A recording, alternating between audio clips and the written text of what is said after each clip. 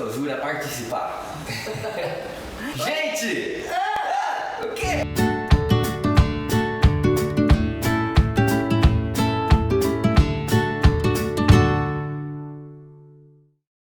Olha essa coisinha participando com a gente, meu Deus! Olha quem veio pra vocês conhecerem. Ah, coisa linda, Bento. Participação mega ultra especial hoje. Isso, então vocês não levem a mal se a gente começar a falar assim com vozinha de criança. Porque é assim que acontece quando a gente tá com eles. Com orelhinha e tudo, ó. É. Deixa eu mostrar ele aqui direitinho. Vem cá. Mostra. Vem cá, gotosura. Olha, gente. Olha, a outra razão do nosso viver. Sim. Ai. Fala oi, gente. E aí adivinha por que ele veio com a gente? Porque a gente quer falar hoje sobre amamentação. E quando a gente fala sobre amamentação, aleitamento materno, onde a mãe vai, a criança vai atrás. É mais ou menos assim. O protagonista da história, né? Drop it like it's hot. Drop it like it's hot. Isso mesmo. E daí, a gente quer falar sobre esse tema que é super importante, demanda horrores da mãe principalmente. A gente sabe todas as qualidades, né? Mas acho que a Carol vai passar aqui principalmente momentos difíceis. Sim, e na verdade, porque eu também não vejo uma poesia na história de amamentar, porque tem mulher que amamenta e se sente, e acha a coisa mais linda e tal. E eu confesso que eu não vejo essa poesia toda. Opa, gente. Oi, tudo bem? Até aberto, Então, isso também é uma coisa da amamentação, sabe? Esqueceram a blusa aberta. O peito cresce, a blusa abre e a gente vai assim, isso era uma das coisas. Quando você quer sair. Bom, peraí, só um parênteses. Hoje acho que eu vou ficar meio calado, tá, gente? Eu vou só atrapalhar um pouquinho de vez em quando, Acho que vou sim. mais ouvir.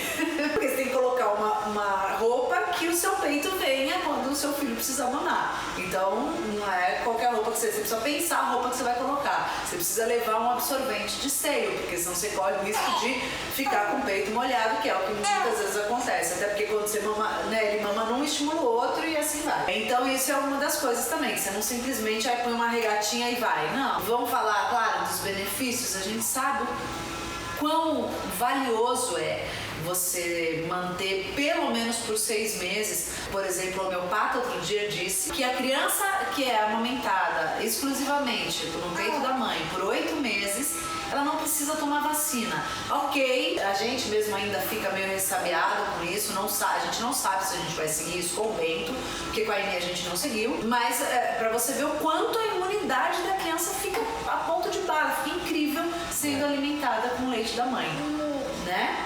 Bentinho, tá fazendo barulho, a gente pira, né, criança? Vamos começar do início, que eu acho que é uma das partes mais difíceis da amamentação, que é o início. Os 15 primeiros dias a gente sente uma dor dilacerante no seio, dói muito. A minha sensação, e isso foi no nascimento dos dois, tanto da Aimee quanto do Bento, eu sentia que tinha uma gilete cortando o bico do meu seio, de tanto que doía. E até que o peito caleje, né, passe essa dor, são 15 dias de muita dor mesmo. E ninguém avisa pra gente disso. Até às vezes falam, mas falam de um jeito que você nem acessa. A hora que vem, é um horror. Dá vontade de desistir todo o tempo, e dá mesmo, assim.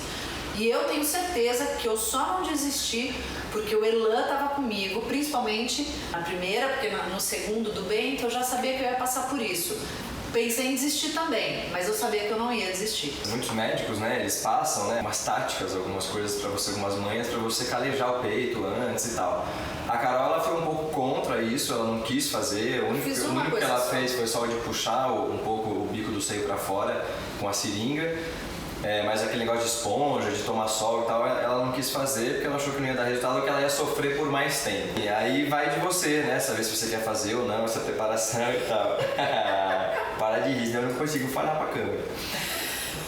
E aí também entra a grande importância da participação do pai, fazendo ali uma dupla dinâmica mesmo, né? Tanto no incentivo, em dizer, amor, vamos lá, continua, vamos junto e tal, tô aqui do seu lado, quanto também na parte prática mesmo, né?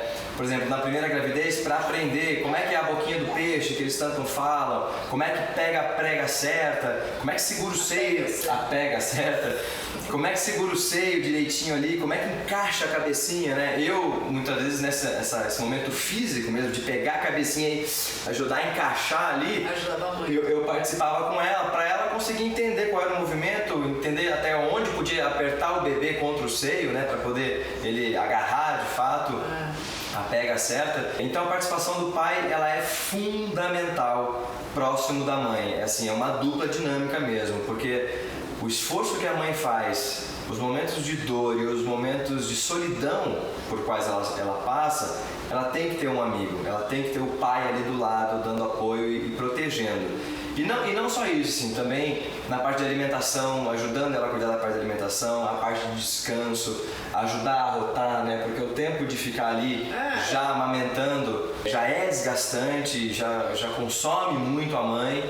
Então, eu acho que a presença do pai nessa ajuda, nesse bate-bola, é fundamental mesmo. O que você falou, né? O Elan fala sobre a solidão, eu acho que a amamentação é um momento muito solitário da mãe mesmo, né? Ela tá ali com o filho, sem dúvida tá, mas as madrugadas são terríveis, né? Porque você acorda nesse início aí, nesses 2, 3 primeiros meses, de 3 em 3 horas, na verdade, e menos, né? Eu não acordo o Elan pra ele me ajudar. Porque eu sei que eu já tô acordada, daí eu falo, putz, eu vou acordar ele pra quê? Aí vão ser 2 zumbis durante o dia. E eu acho que sempre tem alguém que tem que manter o bom humor. E quando você não dorme, manter o bom humor é muito difícil. Então, eu acho que eu vou muito bem nisso, mas eu vou muito bem por uma sorte de ser uma pessoa bem-humorada, né? Mas às vezes eu fico virada no giraia. Porque é muito difícil mesmo, né? A gente... A virada no giraia é difícil. Acorda muitas vezes. Então acho que é difícil mesmo essa coisa da madrugada e tal, ir lá e dar de mamar, e aí põe pra rotar e troca a fralda, enfim. E na primeira gravidez eu acho que eu consegui ajudar um pouco mais nessa questão da amamentação, principalmente na madrugada. Eu acho que eu estava mais presente. Dessa vez eu tô movido por um sono incalculável que eu capoto. E também quando ela acorda, eu que geralmente vou lá pra cuidar dela. Então a gente fez meio que esse acordo aí, né? Um acordo sem acordar foi meio isso, foi uma divisão. Né? Que quando ele acorda, ela cuida e quando ela me acorda. Mas eu não lembro de você nas madrugadas da Aimee. Não? Não. Poxa. Não, eu lembro dele me ajudando no início, naquele início que foi muito pontual. É porque você dormiu pouco, ela esqueceu. E é muito difícil amamentar, né? Eu acho que aquele início, além das dores que são intensas, são muito fortes mesmo, tem uma coisa de você conseguir entender se você realmente está fazendo a coisa certa, se o bebê está encaixando. É difícil entender. Eu vou te falar que é tão difícil que na primeira, quando foi a dificuldade disso aqui, mas enfim, deu certo. Aí amamentei ela por 9 meses, aí chegou uma hora eu cansei, não aguentava mais, parei. E ela parou tranquilamente, eu não tive grandes problemas. Mas aí mesmo assim, quando o Bento nasceu, eu não tinha certeza se estava com a pega certa. Eu achava que estava, por causa da primeira experiência. Mas a gente não tinha certeza. E a gente teve uma enfermeira que nos ajudou muito, a Fran, e eu podia ligar pra ela, eu tirava foto, fazia filminho de como ele estava sendo, de como ele pegava, e ela estava dizendo, tá tudo certo, não doía tanto que eu tinha dúvida. Até porque na própria maternidade as pessoas falavam, nossa, mas já machucou assim? Como se tivesse completamente errado, mas aí a gente mostrava pra todas as enfermeiras, pra médica, pra todo mundo, e todo mundo falava, não, tá certo, é isso mesmo, pega essa. Aí só que todo mundo via e falava, nossa, já machucou, não era pra estar acontecendo, não era. Falava, como assim não era pra estar acontecendo? Então, e tá certo, e como é que é isso? Porque aí já era dúvida, né? Então a gente ficou um tempo mesmo até falar, não, então é isso. Tá certo. Porque ele, até por ser menino, mama muito mais, mamava muito mais vezes. Então acabou machucando mesmo estando na pega certa, né? Como ele sempre estava com fome, e aí a gente não conseguia entender, mas tá saindo leite, então deve estar errado, tá doendo, ele ainda tá reclamando. Bom, nessa eu, como sempre falo que tento ir pelo caminho do meio, e a gente não tem nenhuma questão com isso, a gente complementa. A gente complementou o Bento desde o início, com 90 ml de leite. Na verdade, no início era menos, né? Agora que ele tá com 2 meses, é isso. A gente já lançou leite sem lactose, porque a gente teve grandes problemas com a Aimee. Então, a gente de cara já tirou a lactose, porque realmente dá muitos gases. E eles já sofrem um monte, né? Nesse início. E em algum momento eu também experimentei dar leite de amêndoa, os leites vegetais, né? Sem ser de vaca. Leite de amêndoa, de arroz, de aveia. cheia, porque também é cheio de cálcio esses leites. E agora a gente faz meio que uma mescla, até porque é pouco complemento. Mas o complemento ajuda muito para a mãe ter essa independência, né? Então, por exemplo, eu voltei a trabalhar com um mês dos dois. O meu trabalho é possível que eu vá, trabalhe um pouco e volte, ou passe só um dia inteiro e volte, mas não é todos os dias. Por isso que dá para voltar tão rápido também, né? Por causa da profissão. Mas o complemento, ele permite isso, porque eu não tenho leite para amamentar e tirar e deixar. Para ele poder mamar depois. Então o complemento me permite que eu vá, trabalhe e volte, ou eu saia para fazer alguma coisa, passou do tempo da mamada dele, não tem problema. Dá uma mamadeira e a hora que eu chegar eu dou o peito, tá tudo certo. Né? A princípio eu achava que não deveria dar o complemento. Achei que deveria, não, amor, vai tentando, porque até porque tem mães que já começam com muito leite, tem mães que começam com pouco. Eu achava que assim, como ele demandava mais, o sistema do corpo dela precisava entender que ele queria mais e por isso passaria a fabricar mais. Mas ela, como era ela que estava na situação, não era o meu peitinho, então eu falei, então tá bom, mas se você quer dar, vamos dar, beleza. Eu acabei vendo que realmente foi uma boa, porque assim, eu tento imaginar o que seria dos peitos dela se ela tivesse continuado forçando e tentando e tal. E que ela pudesse talvez até desistir antes, né? Até realmente desistir de dar o peito. Eu via o sofrimento que ela tava. E por esse lado foi muito bacana colocar o complemento, porque aí dava um descanso para ela, dava um descanso pro peito, aí colocava ali o mamares, né, e tal, as coisas que você colocava no peito para poder recuperar e voltar, e ela poder amamentar depois com mais tranquilidade. Até porque um dos fatores importantíssimos é a mãe estar tranquila, é a mãe estar bem emocionalmente, é a mãe estar bem fisicamente. Ter tempo. Também entra nesse aspecto a função do pai, que é dar essa tranquilidade para ela, para que ela possa ter um tempo de descanso, um tempo de relaxar e tal, apesar de que não é muito fácil. Mas porque aí sim o leite vai poder aumentar, o leite vai ser produzido de forma mais eficaz.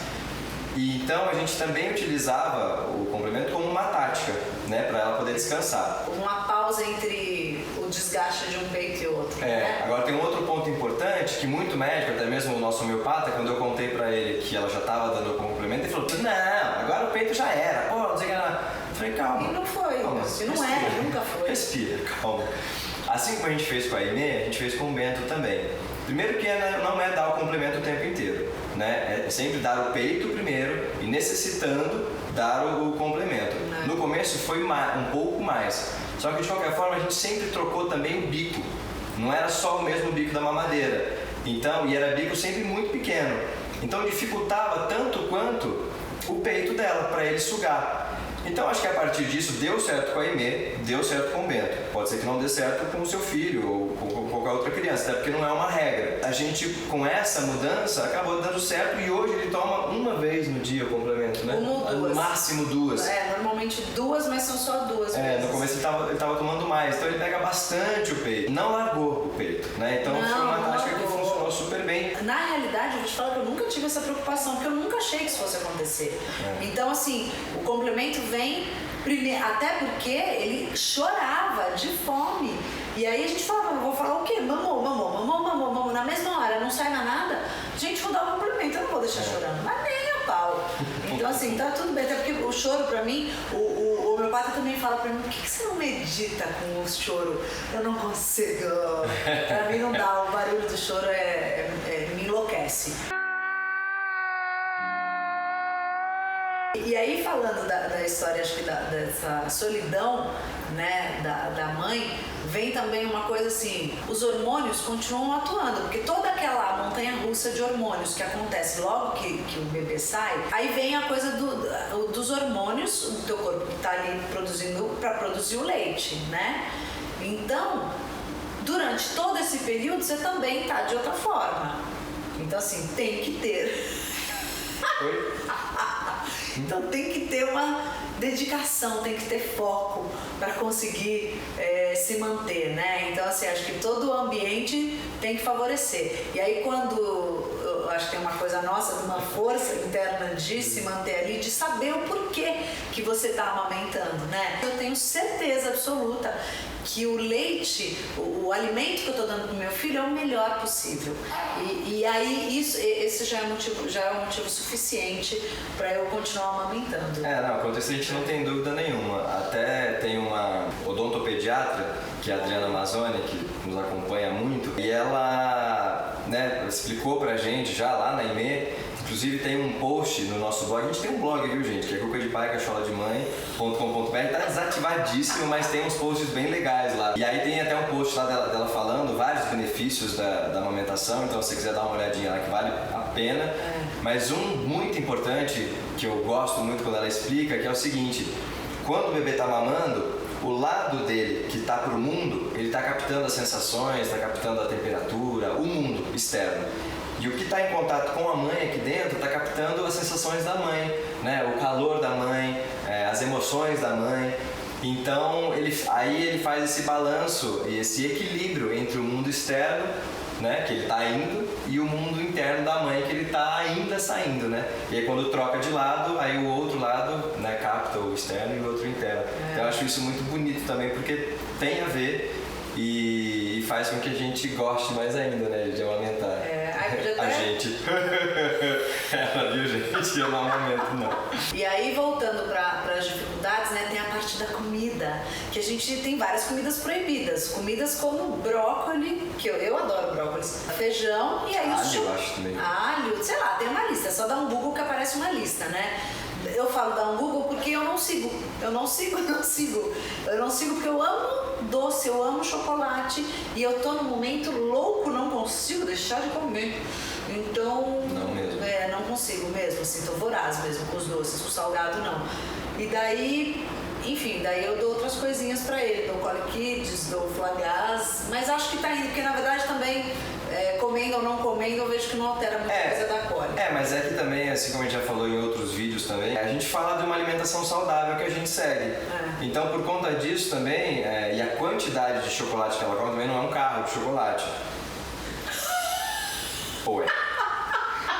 Eu acredito que não, pelo menos o que eu vejo, não. E, então tem isso, né? Você também não se privar tanto da alimentação das coisas que você gosta de comer, talvez não abusar, porque realmente a gente sabe que influencia diretamente no que ele está absorvendo. Mas é mais um sacrifício. Exatamente. E daí queria falar assim, né? Tem mulheres que optam por não amamentar, tem mulheres que não conseguem seguir, acho que por todos esses motivos que a gente já falou, né? A gente tem que ter uma circunstância, uma situação favorável para conseguir amamentar e amamentar em paz, né? Eu lembro que na amamentação da Emê foi mais tranquilo. Agora, como eu tenho os dois, vira e mexe, eu tô amamentando ele e ela fala: mamãe, quero colo. Aí ela vem, senta numa perna, ele na outra, daí fica nós três tudo apertadinho na poltrona assim, porque ela quer ficar junto e eu não consigo não deixar, porque eu acho, tadinha, eu quero deixar todo mundo junto e minimizar essa sensação que ela tem, sabe? Então acho que é difícil mesmo, acho que amamentar é uma coisa difícil. Por isso hoje eu entendo que tem tantas campanhas. Apesar de achar que essas campanhas são elas precisariam ser mais incisivas, assim, falar mais a realidade nua e crua, para que todas as pessoas tivessem consciência, porque eu antes de amamentar não fazia a menor ideia do que era, mesmo passando por história, o pré-natal, isso. Por isso que eu acho que tem tanta campanha, porque realmente é muito difícil. E tem mulher que não consegue prosseguir. Conheço mulheres que não quiseram, já tomou um remédio lá no hospital para não ter leite. E eu não tô aqui julgando, dizendo o que é melhor e o que é pior. Só tô dizendo que eu acho que realmente é muito difícil e que a gente tem que ter muito equilíbrio e estar numa situação muito favorável, muita força para conseguir continuar. E eu não tenho dúvida nenhuma que eu tô no caminho certo, que eu acho que é isso que a gente tem que fazer mesmo, é amamentar, é se sacrificar por um período, né? Um sacrifício entre aspas. Ele existe sim, mas existe também uma satisfação, uma alegria plena em saber que seu filho tá ficando forte, que esse monte de gordura dele é de saúde. Resistente, exatamente. E essa questão do pai, eu acho que ela tocou num ponto importante, a valorização em relação à mãe, né? Porque realmente, gente, a mãe sai da casinha, né? Em muitos períodos. Até porque não é fácil. Tem a questão dos hormônios, tem a questão de o horário de estar ali presente, tem que estar para dar o peito, a questão da dor. Se tem uma coisa dependendo, né? Um bebê dependendo de você, né? Então, eu acho que o pai, ele tem que principalmente entender esse aspecto todo, esse contexto todo, e ter calma, e ter paciência, e ter tranquilidade para dar apoio para ela, para ter atenção com ela e para não despejar também os problemas do trabalho ou de qualquer outra coisa ou da relação nestes momentos tão delicados, né, que estão passando, que é logo ali depois do nascimento do bebê. Então, por isso que a gente fica aqui martelando e frisando o incentivo aos pais para que eles estejam presentes, estejam atentos à mãe, para que ela possa ter um período quanto melhor possível, porque é difícil. Imagina você, é muito difícil. Se coloca no lugar do outro, ainda assim você nunca vai saber o que é, só vivendo. Mas a empatia é o melhor remédio. É isso, gente. Acho que a gente passou o recado e a gente se encontra no próximo vídeo. Tchau. Até. Tchau, Roberto. Tchau, tchau.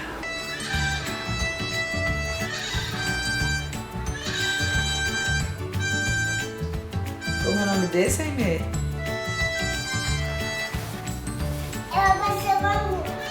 Ontem foi aniversário do Bento, de um mês.